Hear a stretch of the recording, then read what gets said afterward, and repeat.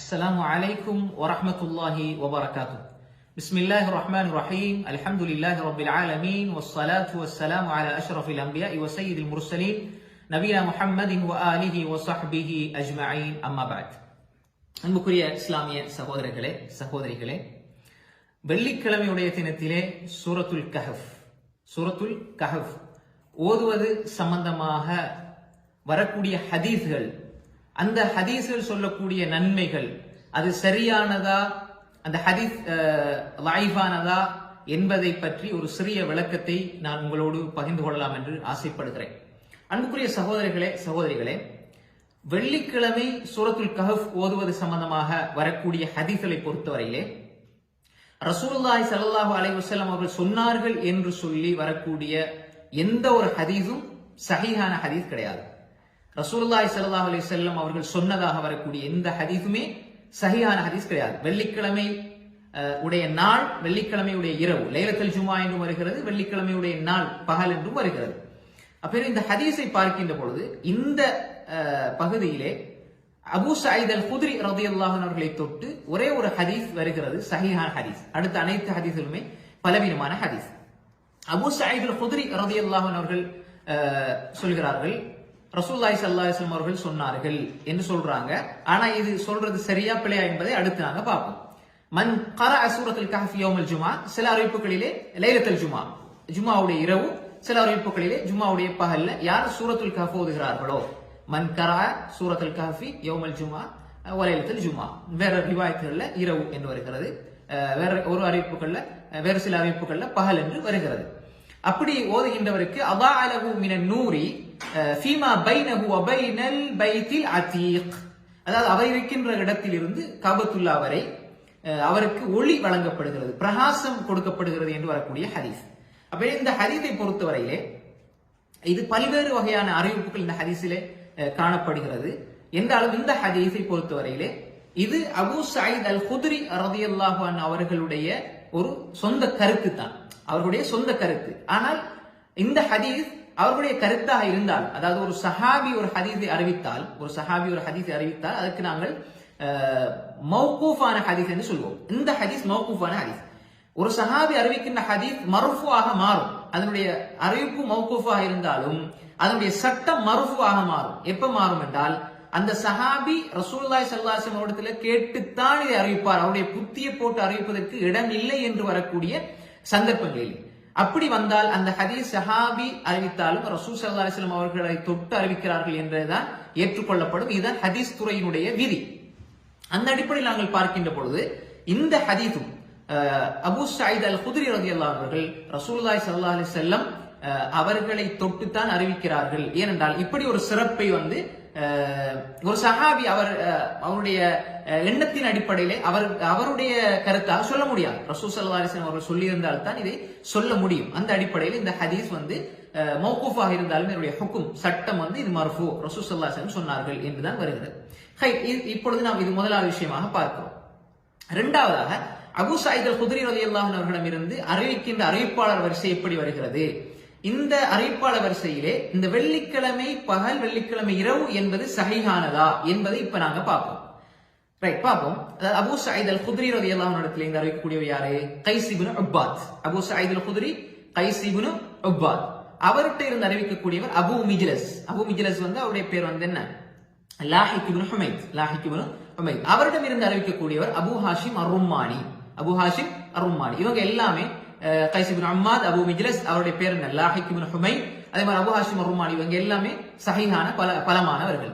இப்ப இந்த அபூ ஹாஷிம் அர்-ரும்மானிட்ட இருந்து 5 பேர் அறிவிக்கிறார்கள். அபூ ஹாஷிம் அர்-ரும்மானிட்ட இருந்து 5 பேர் அறிவிக்கிறார்கள். அதுல 2 பலவீனமானவர்கள், 3 பலமானவர்கள். அந்த 2 பலவீனமானவர்கள் வலீத், அவர் பலவீனமானவர். அதே மாதிரி கைஸ் இப்னு ரபி, இவரும் பலவீனமானவர். இந்த 2 பேரையும் விட்டுட்டு அடுத்த 3 பேர் யாரு? ஷுஅபா இப்னு ஹஜ்ஜாஜ் ரஹ்மத்துல்லாஹி அலைஹி, அதே மாதிரி சுஃபியான் இப்னு சயீத் இப்னு ஸௌரி ரஹ்மத்துல்லாஹி அலைஹி, அதே போன்று ஹுஷைம் இப்னு பஷீர் அல் வாசித்தி. இந்த 3 பேரும் அபூ ஹாஷிம் அர்-ரும்மானியிடம் இருந்து அறிவிக்கின்றார்கள். இப்ப ஷுஅபா இப்னு ஹஜ்ஜாஜிட்ட இருந்து அறிவிக்கக்கூடியவர் குந்தர். அதாவது அபூ ஹாஷிம் அர்-ரும்மானிட்ட இருந்து 5 பேர் அறிவிக்கிறாங்க. அதுல 2 பேர் பலவீனமானவர், 3 பேர்ல ஷுஅபா அவரால், சுஃபியான் ஸௌரி அவரால், அதே மாதிரி ஹுஷைம் இப்னு பஷீர் அல் வாசித்தி ரஹ்மத்துல்லாஹி அலைஹி இந்த 3 பேரும் தான் சஹீஹானவங்க. இப்போ முதலாவது ஷுஅபா. இந்த ஷுஅபாவினுடைய அறிவிப்பு எடுத்துக்கொண்டால் ஷுஅபா இப்னு ஹஜ்ஜாஜ் ரஹ்மத்துல்லாஹி அலைஹி மிகப்பெரிய சிகா நம்பகமானவர், மிகப்பெரிய இமாம். இவர்கிட்ட இருந்து அறிவிக்கக்கூடியவர் யாருன்னா குந்தர், அதே மாதிரி யஹ்யா இப்னு கதீர். குந்தர் அதே மாதிரி யஹ்யா இப்னு கதீர். யஹ்யா இப்னு கதீர் அறிவிக்கிறார் யஹ்யா இப்னு கதீர் அன் ஷுஅபா அன் அபி ஹாஷிம் அர்-ரும்மானி அன் Abu Mijlaz Lahiq ibn Humaid அன் கைஸ் இப்னு உபாத் அன் அபி சயீத் அல்-குத்ரி அன் ரசூல் ஸல்லல்லாஹு அலைஹி வஸல்லம். ரசூல் ஸல்லல்லாஹு அலைஹி வஸல்லம் சொன்னதாக யார் அறிவிக்கிறது? யஹ்யா இப்னு கதீர். அப்ப யஹ்யா இப்னு கதீர் இப்படி அறிவிக்கிறார். ஆனால் ஷுஅபாட்ட இருந்து அறிவிக்கக்கூடிய அடுத்தவர் யாரு? குந்தர். குந்தர் அறிவிக்கிறார் அபூ சயீத் அல்-குத்ரி சொன்னதாக குந்தர் அறிவிக்கிறார். அப்ப யஹ்யா இப்னு கதீர் அறிவிக்கிறார் அபூ சயீத் அல்-குத்ரி ரசூல் ஸல்லல்லாஹு அலைஹி வஸல்லம் அவங்களை தொட்டு அறிவிப்பதாக. குந்தர் அறிவிக்கிறார் அபூ சயீத் அல்-குத்ரி சொந்த கருத்தாக சொல்வதாக அறிவிக்கிறார். அப்ப எனவே அவர் மௌகூஃபா இருந்தாலும் அந்த ஹதீஸ் சஹீஹ் தான். அந்த ஹதீஸ் மர்ஃபூ, ரசூல் ஸல்லல்லாஹு அலைஹி வஸல்லம் அவர்களோடு இணைத்து பார்க்கப்பட வேண்டிய ஹதீஸ் தான். ஆனால் கருத்து வேற்றுமை இப்படி வருகிறது. ஆனால் ஷுஅபாவை தொட்டு யஹ்யா இப்னு கதீர் அவர் பலமானவராக இருந்தாலும் அவரை விட பலமானவர் குந்தருக்கு முரணாக அறிவிப்பதனால் யஹ்யா இப்னு கதீருடைய அறிவிப்பு அங்கு செல்லுபடியாகாது. ஷுஅபாவிடம் இருந்து குந்தர் அறிவிக்கின்ற அறிவிப்பு தான் மிக மிக பலமானது என்பதை பல அறிஞர்கள், குறிப்பாக அப்துல்லாஹ் முபாரக் ரஹ்மத்துல்லாஹி அலைஹி சொல்கின்ற பொழுது ஷுஅபாயோட இருந்து குந்தருடைய அறிவிப்பு தான் ஏற்றமானது. கருத்து வேற்றுமை வந்தால் அதுதான் மிக ஏற்றமான கருத்தாக இருக்கும் என்ற அடிப்படையில் இது ரசூல் ஸல்லல்லாஹு அலைஹி வஸல்லம் அவர்களை தொட்டு அபூ சயீத் அல்-குத்ரி அறிவித்த அறிவிப்பு சரியாக அறிவிக்கப்படவில்லை. சரியாக அறிவிக்கப்படவில்லை, அது சரியான அறிவிப்பு கிடையாது. Gunder, ஷுஅபா, Abu Hashim அர்-ரும்மானி, Abu Mijlaz Lahiq ibn Humaid, guys ibn உபாத், நபி சயீத் அல்-குத்ரி மௌகூஃப் அவருடைய கருத்து. இதுதான் சரியான கருத்து. இது ஷுஅபாவிடம் இருந்து வந்த அறிவிப்பு. அவ்வளவுதானே? அபூ ஹாஷிம் அர்-ரும்மானி, அதுக்கப்புறம் ஷுஅபாவிடம் இருந்து வந்த இது முதலாவது அறிவிப்பு. எனவே இதுல சரியானது என்ன? மௌகூஃபாக வந்திருக்கக்கூடிய நிலைப்பாடு. ஆனால் அந்த ஹதீஸ் மௌகூஃபாக வந்ததுல அந்த லைலத்துல் ஜுமா யௌமுல் ஜுமா என்பது கிடையாது, வெள்ளிக்கிழமை என்பது கிடையாது, வெள்ளிக்கிழமை இரவு என்பது கிடையாது, பகல் என்ற அந்த கருத்து அந்த சொல் அங்கே இல்லை. இரண்டாவது சுஃபியான் இப்னு சயீத் இப்னு ஸௌரி அவரிடம் இருந்து அறிவிக்கக்கூடியவர் யார் என்றால் அப்துர் ரஹ்மான் இப்னு மஹ்தி. இவர் மிகப்பெரிய சிகா, மிகப்பெரிய அறிஞர். அப்ப எனவே அவர் அறிவிக்கிறார் சரியான அறிவிப்பு வெள்ளிக்கிழமை என்பதும் கிடையாது, மௌகூஃபாக அறிவிக்கிறார். வெள்ளிக்கிழமை இரவு வெள்ளிக்கிழமை பகல் என்ற அந்த சொல் கிடையாது, அபூ சயீத் அல்-குத்ரியுடைய அறிவிப்பாகவே அதுவும் அறிவிக்கிறார். மூன்றாவதாக ஹுஷைம் இப்னு பஷீர் அல் வாசித்தி.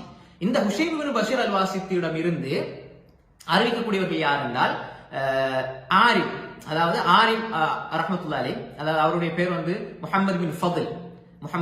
அந்த குந்தர் என்று நாங்க சொன்னோம். குந்தர் முஹம்மது பின் ஜாஃபர், இவர் முஹம்மது பின் ஃபضல். ஆரிம் முஹம்மது பின் ஃபضல் அவருடைய பேர். அதே மாதிரி ஹுஷைம் இப்னு பஷீர் அல் வாசித்திடம் இருந்து அறிவிக்கக்கூடியவர் ஆரிம். அதே மாதிரி மிகப்பெரிய இஸ்லாமிய அறிஞர் சயீத் இப்னு மன்சூர் ரஹ்மத்துல்லாஹி அலைஹி, அவர்களும் மிகப்பெரிய ஹதீஸ் துறை அறிஞர்.